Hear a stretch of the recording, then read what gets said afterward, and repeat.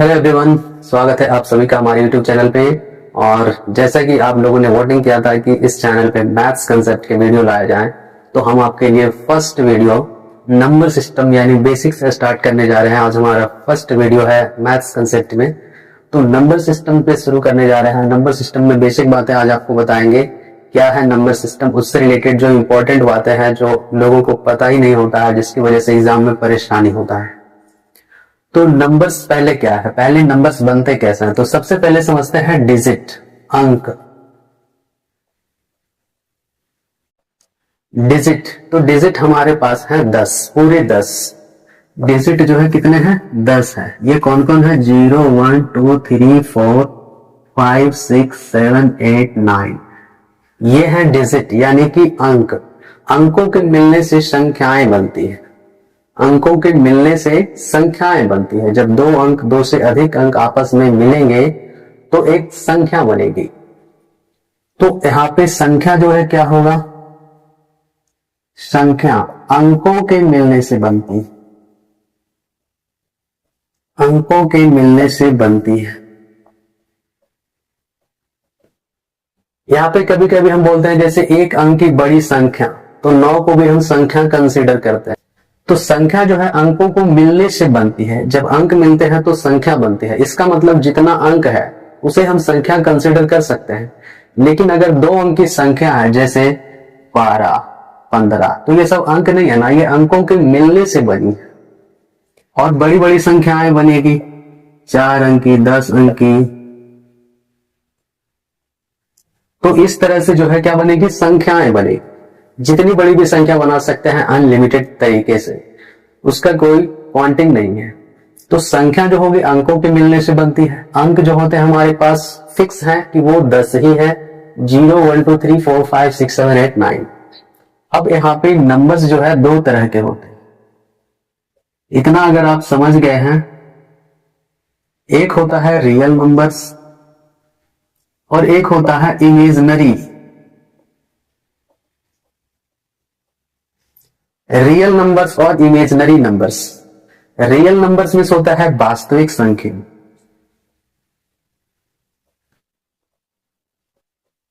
और इमेजिनरी में होता है काल्पनिक संख्या। तो ये वास्तविक और काल्पनिक क्या है, what are real and imaginary numbers. Real numbers that means exist in reality, जो सच्ची मुच्ची में है, जिसका अस्तित्व है, वो सब रियल नंबर्स है। और जो कल्पना करके इंसानों ने कैलकुलेशन करके बनाया है वो सब इमेजिनरी नंबर्स। इमेजिनरी नंबर्स में क्या होता है, रूट के अंदर निगेटिव आता है, रूट के अंदर निगेटिव संख्या जब आता है,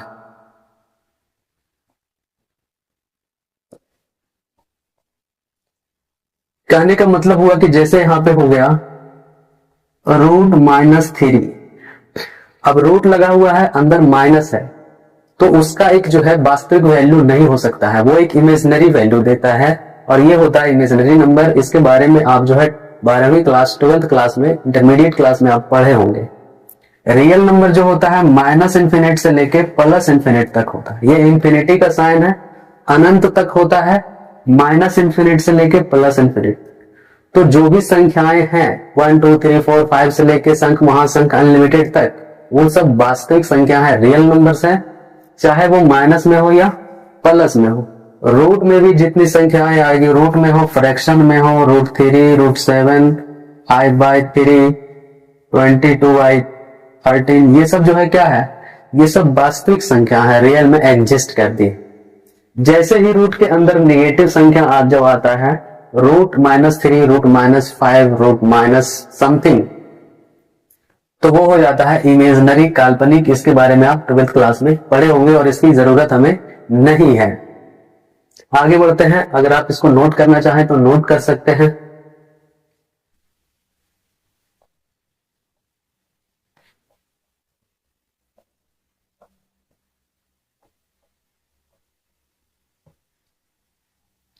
वास्तविक संख्या रियल नंबर्स के बारे में आप जानते हैं कि इसमें कितने टाइप्स होते हैं, इसमें किस प्रकार की संख्याएं होती हैं। तो रियल नंबर्स जो होते हैं, इसके अंतर्गत हम आपको बारी बारी से बता देते हैं कि एक तो होगा रेशनल नंबर्स, परिमेय, परिमेय संख्या, रेशनल नंबर्स। और दूसरा होगा अपरिमेय,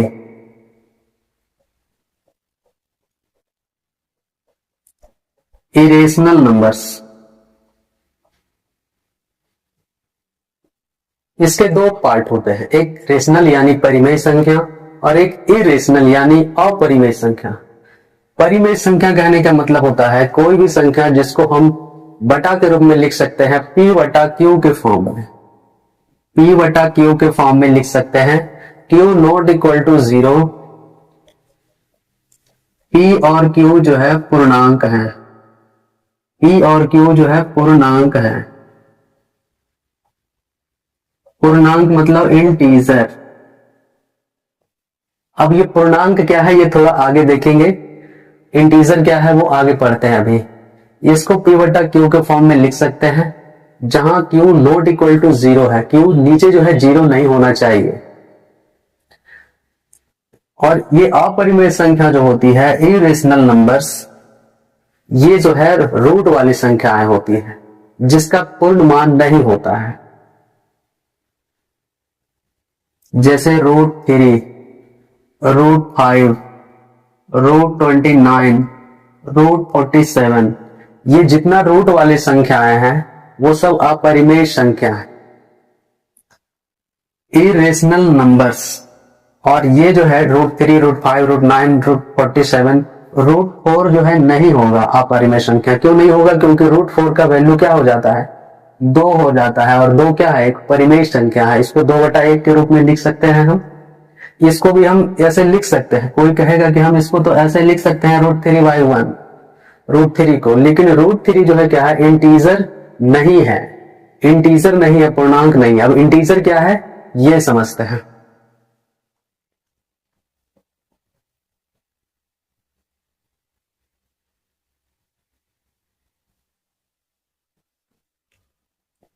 इंटीजर मीन्स पूर्णांक। इंटीजर का मतलब होता है पूर्णांक।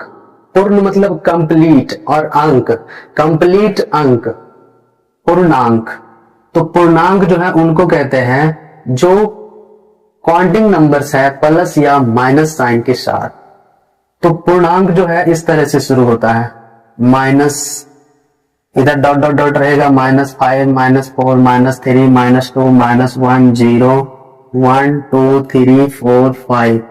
आगे भी अनलिमिटेड और इधर भी अनलिमिटेड, माइनस इंफिनिट से प्लस इंफिनिट। लेकिन यहाँ पे ये बात याद रखना है कि इसमें सिर्फ काउंटिंग नंबर्स ही रहेंगे। काउंटिंग नंबर्स मतलब गिनती वाले नंबर्स। यहाँ पे 1.5 जो है नहीं होगा, 2.3 जो है नहीं होगा, ये सब इंटीजर नहीं होंगे। इंटीजर कौन होगा? जो पूरा पूरा रहेगा प्लस या माइनस साइन के साथ। इसी को कहते हैं इंटीजर यानी पूर्णांक। जो पूरा पूरा रहेगा, चाहे वो प्लस में रहे या माइनस में रहे, उसे कहेंगे इंटीजर। 0 जो है नॉन निगेटिव इंटीजर है, नॉन निगेटिव इंटीजर है।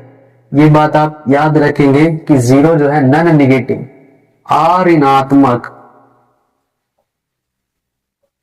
पूर्णांक। 0 ना तो धनात्मक है, मतलब ना तो पॉजिटिव है, ना ही निगेटिव है। इसे कहते हैं नॉन निगेटिव, मतलब निगेटिव नहीं है, पॉजिटिव भी नहीं है, निगेटिव नहीं है, नॉन निगेटिव इंटीजर, अऋणात्मक पूर्णांक। 0 जो है सेंटर में रहता है, किसके? इंटीजर के सेट के सेंटर में रहता है। इधर भी निगेटिव में इंफिनिटी तक जाएगा और आगे पॉजिटिव में भी इंफिनिटी तक जाएगा। तो इंटीजर को यही समझना है कि जो पूरा पूरा रहे, रूट में नहीं रह सकता है, या दशमलव में नहीं होगा, डिवाइड में नहीं होगा, ये पूरा पूरा रहेगा प्लस या माइनस साइन के साथ, पॉजिटिव हो या नेगेटिव हो। 0 एक इंटीजर है, कैसा इंटीजर है? Non negative integer. तो इतना आप समझ गए होंगे। अब आगे देखते हैं इसमें। अब बात करते हैं सबसे बड़े डिफरेंस की, जो परिमेय संख्या और अपरिमेय संख्या में होता है, तो वो है दशमलव प्रसार। तो परिमेय संख्या का दशमलव प्रसार क्या होगा और अपरिमेय संख्या का दशमलव प्रसार क्या? परिमेय में क्या होता है, या तो शांत होगा या अगर अशांत होगा तो वो आवर्ती होगा। इधर क्या होगा, अशांत भी होगा और अनावर्ती भी। शांत कहने का मतलब हुआ टर्मिनेटिंग, जो समाप्त हो जाए, और अशांत आवर्ती कहने का मतलब हुआ नॉन टर्मिनेटिंग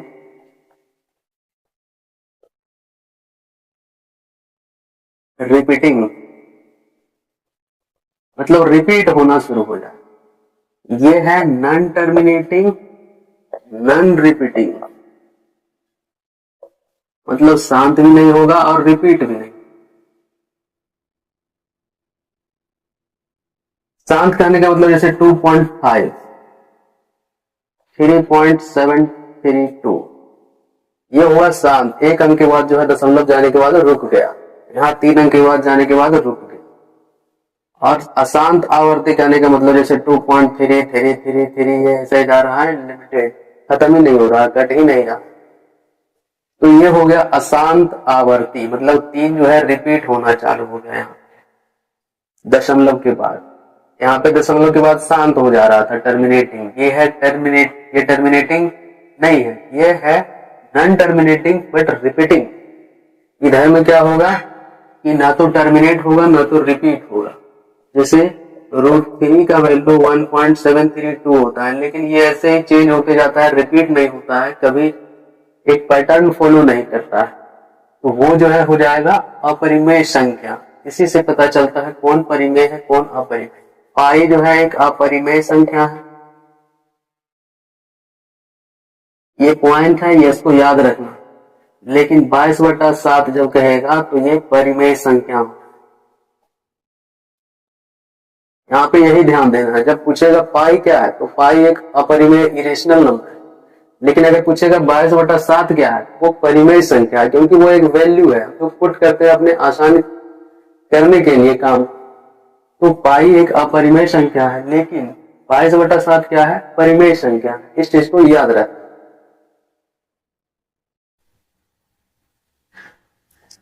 पूर्ण संख्या, होल नंबर्स, और एक होता है प्राकृत संख्या, नेचुरल नंबर्स।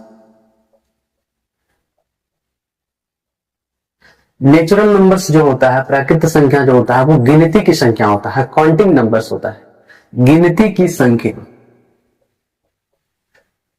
गिनती की संख्या, गिनती कहां से शुरू होता है, 1 से शुरू होता है, 1, 1 से लेके 2, 3, 4, 5, 6 अनलिमिटेड तक जाएगा ये।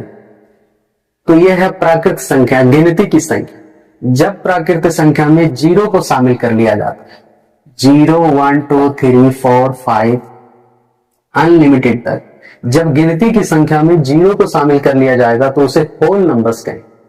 होल मतलब कंप्लीट, 0 के बिना जो है नंबर सिस्टम अधूरा है, तो 0 को जब ऐड कर लेते हैं तो क्या हो जाता है, कंप्लीट हो जाता है, पूर्ण संख्या। होल नंबर्स, 0 होल नंबर्स में आएगा, लेकिन 0 नेचुरल नंबर नहीं है, 0 प्राकृत संख्या नहीं है। प्राकृत संख्या 1 से शुरू होती है, पूर्ण संख्या 0 से शुरू होती है। ठीक है, अब यहां पे क्वेश्चन रीड होगा कि 10 तक कितनी पूर्ण संख्या, 10 तक कितनी पूर्ण संख्या है। अब आप कैलकुलेट करके देखिए, काउंटिंग करके देखिए, तो 1 से 10 तक तो 10 है, और 0 जब उसमें शामिल होगा तो 10 तक जो है कुल कितनी पूर्ण संख्या हो जाएगी, 11 हो जाएगी। तो ये टेक्निकल सवाल है, एग्जाम में आ जाएगा, फंस जाइएगा।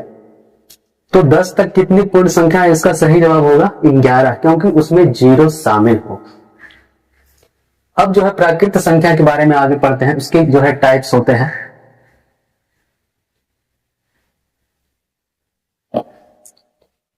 प्राकृत संख्या, इसमें जो है एक होगा सम संख्या,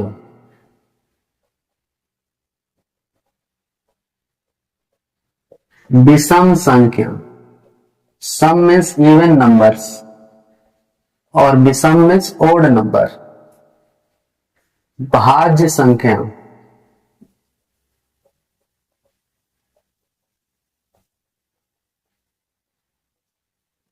अभाज्य संख्या, भाज्य मतलब कंपोजिट, और अभाज्य मतलब प्राइम। यहां पे देखिए प्राकृत संख्या जो है बहुत सारे प्रकार के हैं। सम संख्या आती है, इसमें विषम संख्या आती है, भाज्य संख्या आती है, अभाज्य संख्या आती है। हमने इसको प्राकृत संख्या के अंदर क्यों रखा है? क्योंकि ये सभी संख्या जो है काउंटिंग नंबर्स में ही आती है। ये सब कभी निगेटिव नहीं हो सकता है, ये जो है गिनती की संख्याएं होती है। तो सम संख्या जो 2 से कट जाए, तो 2 से वही कटेगा जिसके अंत में जो है 0, 2, 4, 6, 8 रहे, तभी तो जोड़ा बनेगा। जो 2 से कट जाए अंत में जो है क्या रहेगा? 0, 2, 4, 6, 8 रहे। जैसे एग्जाम्पल में लेते हैं, फॉर एग्जाम्पल 12, 42, 30, 504, 6954। तो ये सब संख्याएं क्या है? सम संख्या है। कैसे पता चल जाता है? देखते ही तो अंत में जो है 2 है, 0 है, 4 है, तो 0, 2, 4, 6, 8 जब अंत में आएगा तो वो एक जोड़ा बन जाएगा, पेयर बन जाएगा, और वो 2 से कट जाएगा।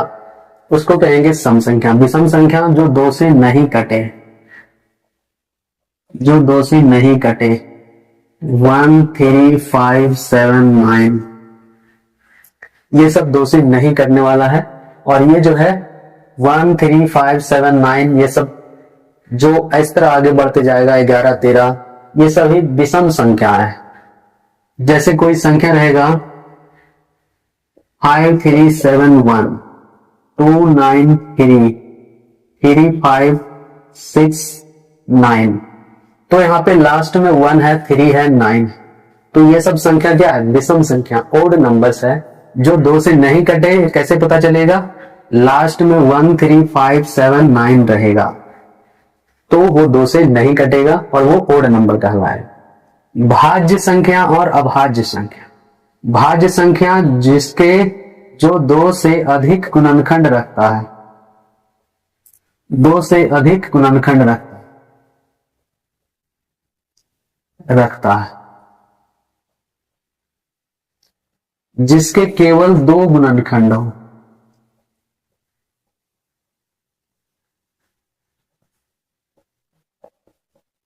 एक और स्वयं। स्वयं कहने का मतलब है खुद। अब जैसे 3 एक संख्या है, अगर मान ले, तो 3 1 से कटेगा और 3 से कटेगा, इसके अलावा वो किसी से नहीं कटेगा। तो 3 जो है क्या हो जाएगा? अभाज्य संख्या। और भाज्य संख्या यानी कंपोजिट नंबर, जो 2 से अधिक गुणनखंड रखता है। जैसे मान लो एक संख्या है 4, तो 4 1 से कटेगा, 4 से कटेगा, लेकिन वो 2 से भी कटेगा, तो उसके जो है 3 गुणनखंड हो गए। तो 4 जो है क्या हो जाएगा? भाज्य संख्या हो जाएगा, कंपोजिट, जो 2 से अधिक गुणनखंड रखता है। और अभाज्य संख्या प्राइम नंबर, जिसके केवल 2 गुणनखंड हो, जो केवल 1 से कटे और अपने से कटे, खुद से कटे। इसको आगे एक्सप्लेन करते हैं।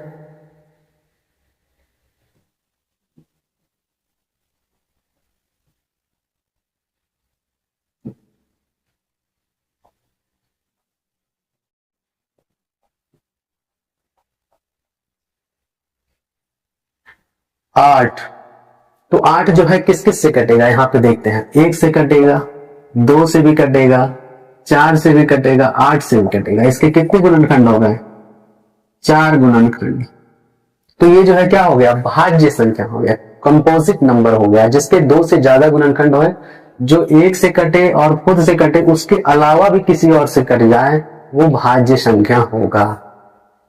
अभाज्य में जो है संख्या जो है शुरू होती है 2। 2 जो है सबसे छोटी अभाज्य संख्या है। 2 जो है क्यों है अभाज्य संख्या? क्योंकि 2 1 से कट रहा है और 2 से कट रहा है, इसके 2 ही गुणनखंड हैं। बात समझ में आ गई होगी कि 2 जो है 1 से कट रहा है और खुद से कट रहा है। 2 जो है क्या है? अभाज्य संख्या है, प्राइम नंबर है। तो अभाज्य संख्या जो है 2 है, 3 है, 5 है, 7 है, 11 है, 13 है, 17 है, 19 है, 23 है, 20, 9 है, 31 है। इसी तरह से जो है जो भी संख्या आपको मिले जिसके केवल दो गुणनखंड हो, एक से कटे और खुद से कटे, उसको कहेंगे अभाज्य यानी प्राइम नंबर। पॉइंट में लिखेंगे 2 एक मात्र सम संख्या है, वहां भी लिखा गया अभाज्य यानी प्राइम नंबर। सबसे छोटी अभाज्य संख्या जब पूछा जाएगा प्राइम नंबर तो 2 होगा उत्तर। एक होता है सह अभाज्य संख्या, सह अभाज्य संख्या को प्राइम नंबर्स, वो ऐसी संख्याएं जिनका HCF 1 हो। दो संख्याएं रहेगी जब पेयर में और उनका HCF 1 हो जाएगा। For example 2 5 3 7 8 9। देखिए ये जो है पेयर किसी का भी हो सकता है, कंपोजिट नंबर का भी हो सकता है, उससे कोई मतलब नहीं है। मतलब सिर्फ इसी से है कि जो है HCF 1 आना चाहिए। इन दोनों में कुछ भी कॉमन नहीं हो, कुछ भी कॉमन नहीं हो। HCF 1 होने का मतलब क्या है कि दोनों में कुछ भी कॉमन नहीं है। 2 और 5 में कुछ भी कॉमन नहीं है, 3 और 7 में कुछ भी कॉमन नहीं है। 8 9 दोनों कंपोजिट नंबर है, भाज्य संख्या है, लेकिन इन दोनों का HCF 1 है, इसलिए ये को प्राइम नंबर्स में आएंगे। मतलब ऐसा पेयर जिसका HCF 1 हो जाए उसको को प्राइम नंबर्स कहते हैं। इसमें प्राइम होना जरूरी नहीं है, जैसे 8 प्राइम नहीं है, 9 भी प्राइम नहीं है, लेकिन दोनों का HCF 1 आ रहा है, इसलिए ये जो है को प्राइम नंबर्स में आएगा। तो आप समझ गए होंगे इस चीज को। फ्रैक्शन